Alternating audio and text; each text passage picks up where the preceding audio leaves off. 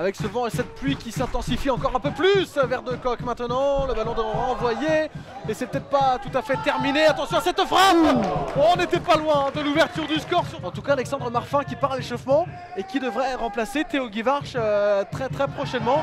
Peut-être même avant la pause. Et attention à ce ballon pour Farnab peut-être. Et Guivarch qui, malgré qu'il soit blessé, oh, il y a pénalty.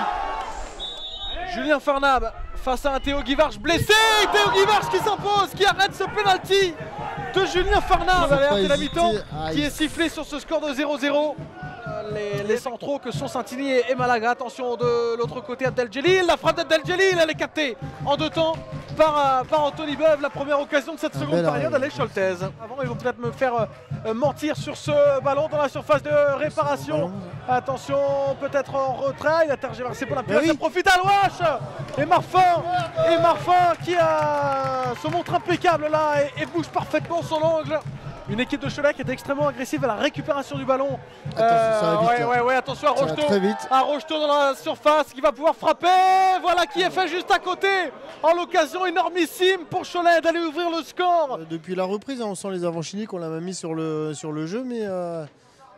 Ce corner au deuxième poteau, la frappe, le poteau, le but. Voilà. L'ouverture du score, la voilà justement la menace qui est concrétisée cette fois par cette équipe de Cholet qui ouvre le score à la 70e minute.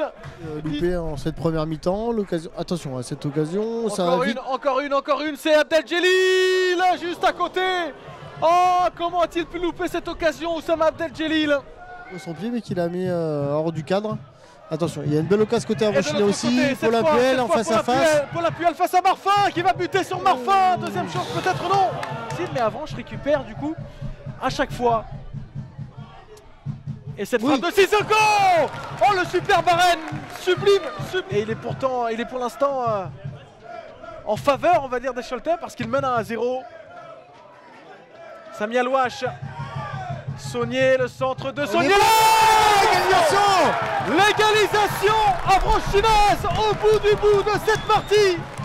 Au bout du bout de cette partie, eh bien c'est Avranches qui recolle le score, 1 but partout. Alors qu'on n'y attendait plus. Ça pouvait finir que comme ça sur une action un peu anodine, une remise en touche. Ça se termine ainsi sur ce score d'1 but partout. À moindre mal pour l'US Avranches.